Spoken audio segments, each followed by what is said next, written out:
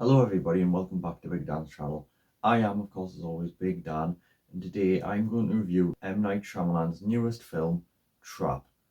Now, going into this one, I will admit, first off I just want to say this was a bit of a disappointment overall, because coming out of the film I expected to give it a higher rating than I did. Obviously I'll get to that at the end.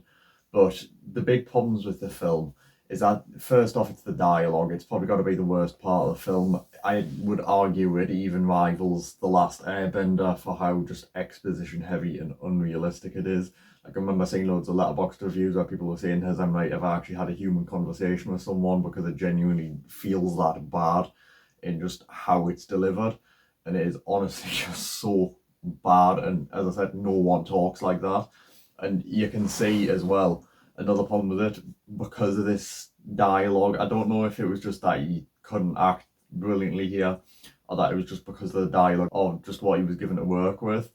But Josh Hartnett's performance here, it's not the best, and to be honest, I thought it could have been much better. Like, all the other performances are at least all right, but his was just, I don't know, there was just something wrong with it. I can give the film credit though for the fact that the tension here is pretty good, and I thought it was well built in that way, and I couldn't really tell what was coming next. And on top of that, the plot twist at the end of the film, I thought that was pretty good, and I thought it was nice and, well, not pretty good, but it was decent at least. Yeah, I don't know how to describe it, but without going into spoiler territory, but it was very misleading, and it did make you think like, oh, sort of thing. Like, you know how obviously M. Night's known for being someone who's always got some sort of plot twist at the end of his film. In this case, like, I thought that plot twist was pretty good, and I thought this was kind of an example of where the plot twist hits rather than misses. But even so, like, the rest of the film, it was a bit pulled down because of this, as I'm saying. And as I said, the poor acting from Josh Hartnett, it wasn't the best. And I remember when I was watching it, I literally said to the person who I went with to see it that I genuinely think the acting in Moth is better than this thing, because literally, seriously, like, that film, yeah, my acting in Moth is better than some of the acting in this film. I'm not exaggerating when I say that.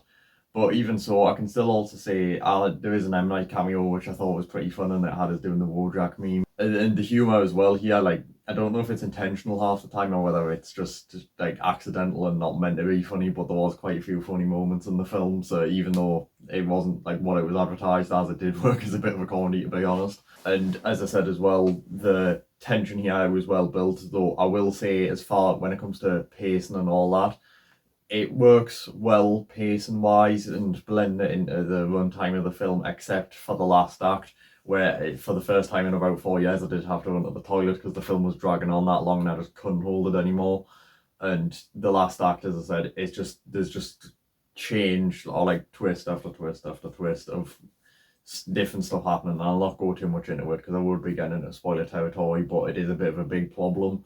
And I just didn't like how it was, like, as I say, just keep building on stuff, and it's like, can we end it? Can we end it? And I just kept thinking it was going to be the end of the film, but it just kept going, and it's like, it was just so unnecessarily long, like to the point the film could have probably been like an hour and a half, if not an hour 25 or something like that, because of just how much unnecessary detail, we'll say, it was just added on at the end of the film, and it was like, can you please just give it a rest?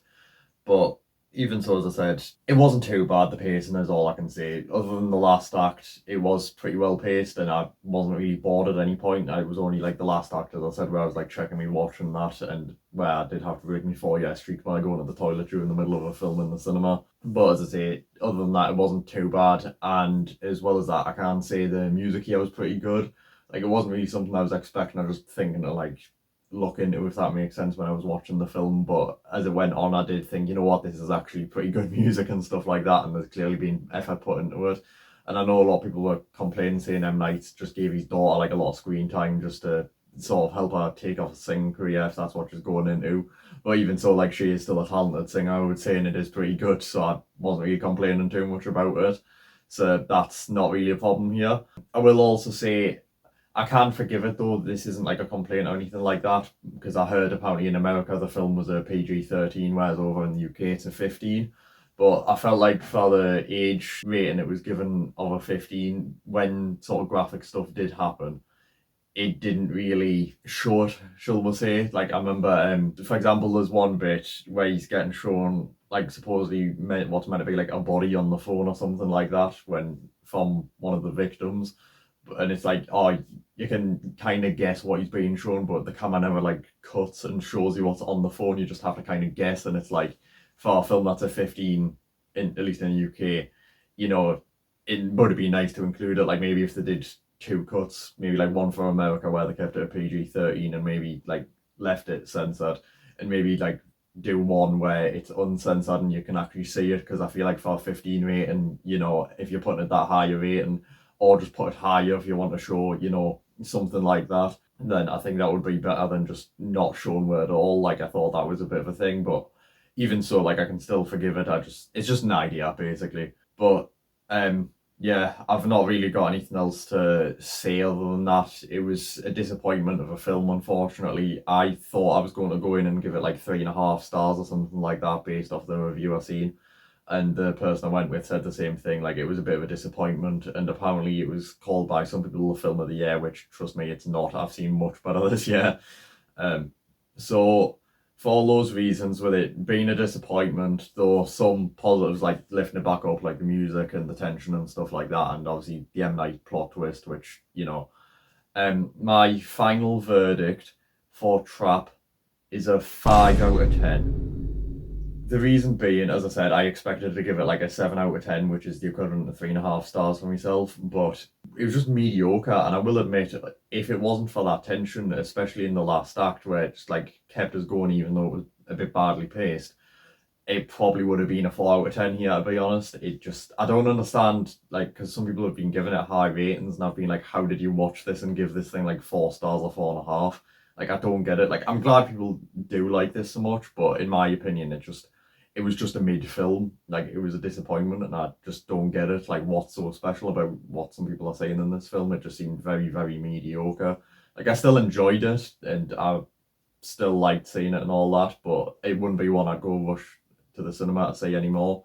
Anytime soon, I mean. Oh, something else I was going to say about the film as well. There seems to be a few times where in this last act, again, this isn't really a spoiler, it's like, I'm not giving anything away, where he just seems to like keep escaping through different means and stuff like that. Like there's sometimes occasions where he might like do something like, oh, escape through going through so and so way, but you're like, how? Like for like this is an example, like it's not an actual thing that happens in the film, but I feel like if something like, I don't know, a building got broken into when he was there, he'd somehow find a way to like sneak out, and it's like, but they've got all the exits covered, so how did he sneak out, especially when they're covering like everywhere? Like there's just some plot holes here and there that just don't make much sense, that also drag my score down, but maybe I'm thinking too much into it. Maybe it's just meant to be a bit more of a fun time than I'm thinking about it. Maybe it's just a bit more of a sort of switch your brain off kind of film. But even so, it was something that bugged us a bit, and I just couldn't get past us. But yeah, I don't know. I'll try not to think about it too much. I mean, I'd tell you not to think about it too much because, as I said, it will just annoy you, because there's literally no way some of the stuff he does could actually happen in real life, because you just would have seen it happen, or it just would have been impossible for it to happen with all the parameters that are in place for it.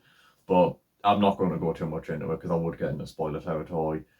But yeah, as I was saying, that's about all I've got to say about the film.